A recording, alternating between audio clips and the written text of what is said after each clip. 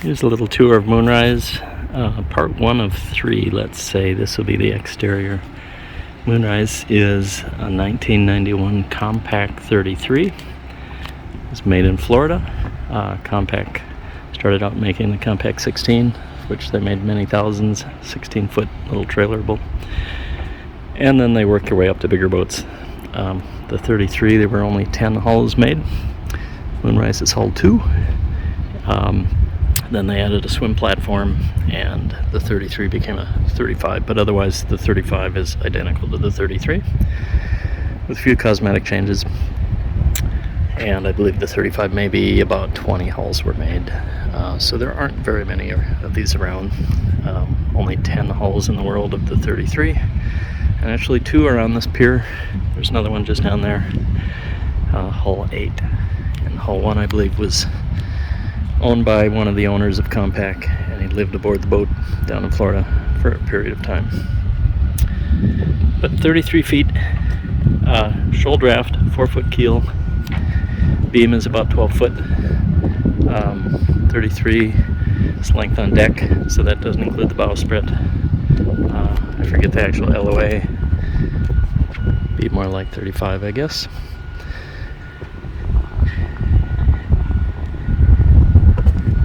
And we'll talk more about the interior. Upgraded to a Rockna anchor. The original had a CQR, but coming to did the Rockna when I upgraded the windlass, added the windlass actually. Originally was just a hawse pipe there with a very short chain and rope rode. Now we have 100 feet of 5/16 HT chain and about 250 feet of rope. So we've got about 350 feet of road. But then adding the chain stopper and the windlass, had to move the anchor out. So instead of being set back there, brought it out quite a bit. And at that point I added the Rockna. That also brought the anchor off the bobstay, which is a good thing. Roller furling, obviously. Just about everybody now. What else to say here? External chain plates, which are nice. You can inspect them easily. They're not buried in fiberglass. You can look for wear. Single spreader. It's a radar dome up there. Stack pack on the main, which I love. So stack pack, the combination of stack pack and lazy jacks. Lazy jacks are these little lines that the sail falls into, the mainsail. And then the stack pack 6 zips up, so it's very easy to stow the main, and it's easy with short-handed crew to bring the main down and secure it easily. It doesn't go flogging all over the place, so it's very nice. Yeah, the notable thing about deck, I guess we're doing exterior and deck, is that all the lines are led aft. So we have a total of 8 lines.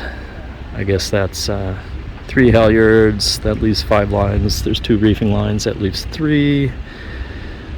There's the boom vang, that leaves 2. What am I missing? What are the 2? Topping lift is 1, which holds up the boom. Down to 1 more that I'm not thinking of at the moment. Main sheet. It's also led aft. So halyards and sheets. 2 reef points in the main, jiffy reefing, which means we run the lines. Actually, doesn't mean, but the fact that we run the reefing lines after the cockpit, that's a trade-off. Means we can reef from the cockpit, not go forward when reefing, but there's a lot of friction in the system. So shaking out a reef just takes a little longer because you got to pull lines to pull past the friction. There's a lot of blocks that things have to go through, so it just takes a little longer. 2 lovely large hatches, one in the V-berth up there, one in the main cabin, 2 door rods, which is great, brings a lot of air into the main cabin. And door rod, by the way, is a vent that allows water and air can go into the vent, and only air gets into the boat. The water drains out at the bottom there, so it's good. Main sheet attached to Traveler on deck. forward of the companionway, which is nice. It's not in the way. But there's trade-offs with that too. Also notice with the shrouds being external, the trade-off there. So it's good to have the chain plates external, but that means we can't get tighter sheeting angles on the jib. We can't bring the jib inside of the shrouds. And so that, combined with the shoal draft, 4-foot draft, means that we don't typically point as high as, say, a racing boat might. But that's fine. That's a trade-off I'm willing to make. Boat is about 11,000 pounds, so it's very stiff. Designer is Charlie Morgan, and he famously, or not famously, he said that his design criteria were shoal draft. For Bahamas cruising, Caribbean cruising, this boat was designed to be a Caribbean cruiser, not an ocean crosser, but stiff enough to stand up to weather, go out to sea, be out in the ocean. Second criteria, in addition to shoal draft, was a boat that was stiff enough to stand up to its sails and be secure and stable for its crew, and stand up to any weather it would come across, so that, the boat is fairly predictable. It's easy to handle in heavy weather. You reef down and the boat does just fine. So we've been through maybe 5-foot waves here on Superior, nothing too horrific, but some hardcore weather, and the boat never scares you. And then Charlie Morgan's third design criteria for the boat was that he wanted plenty of sail to get a decent PHRF, which is the racing handicap. Basically needed it to be not too much of a stinker. Even though it's heavy and it doesn't point high, it's got a fair amount of sail, so it moves out. These boats are very similar in philosophy to the Island Packets. In fact, Bob Johnson, I believe, was the Island Packet designer, did several designs for Com-Pac, so I believe they were both down in Clearwater, Florida. So you see a lot of similarities in terms of the style, external style, and the internal features and things. One of the notable things is the spoon bow, which is a very traditional, salty look. The sheer, port lights, everything is fairly similar to Island Packet. Com-Pac is just far less well known, and like I say, made far fewer boats than Island Packet, with only 10 hulls of the 33 and maybe 20 of the Island Packet, or the 35s. Let's see, back here we have shore power. The second socket there is for telephone, which apparently was a thing. Phone and coax TV was a thing back in the day, before cell phones. Pump out.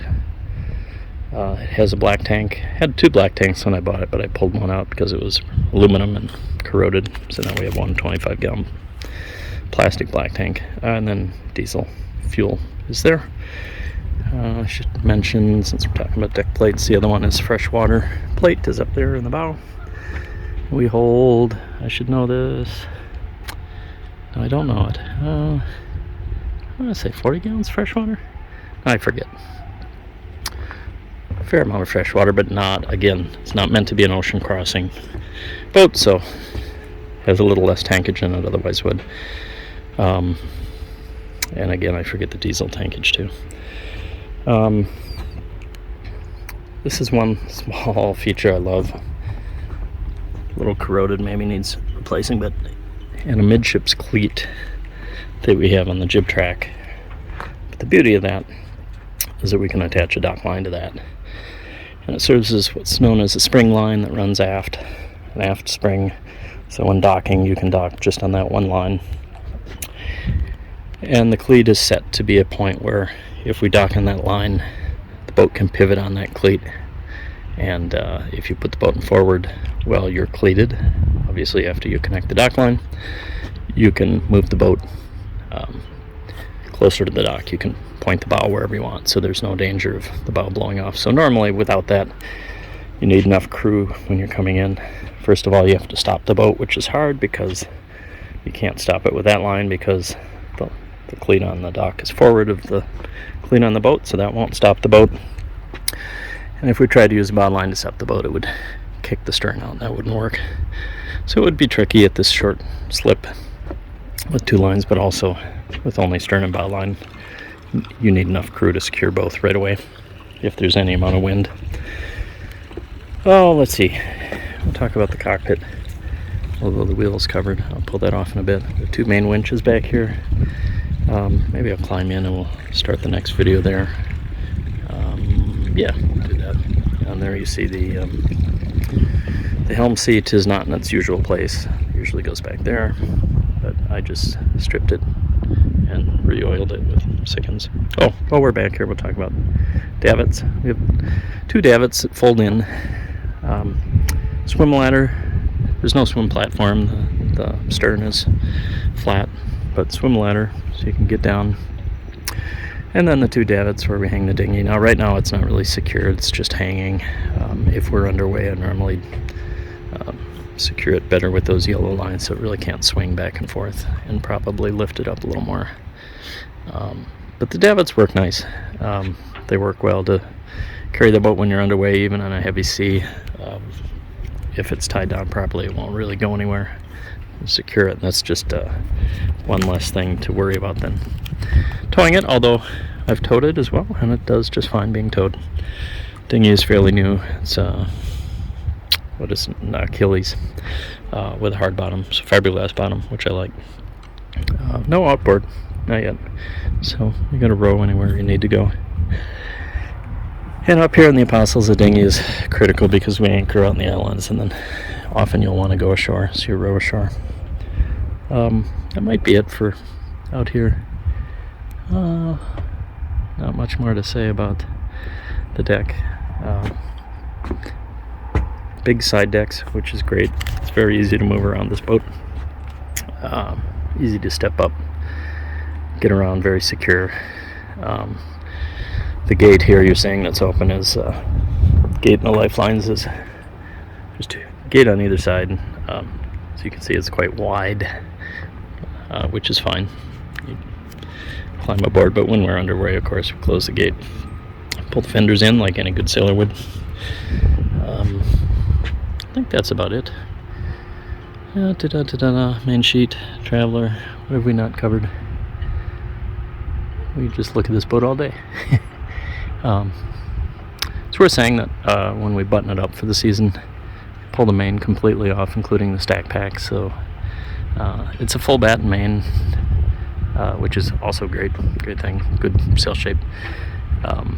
But we need to pull the battens off, pull the stack pack out. The bottom of the stack pack is sewed into the foot of the main, so that comes as a unit with the main.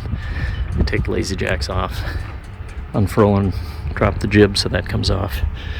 And then we pull off the Dodger, the bimini, all the canvas comes off.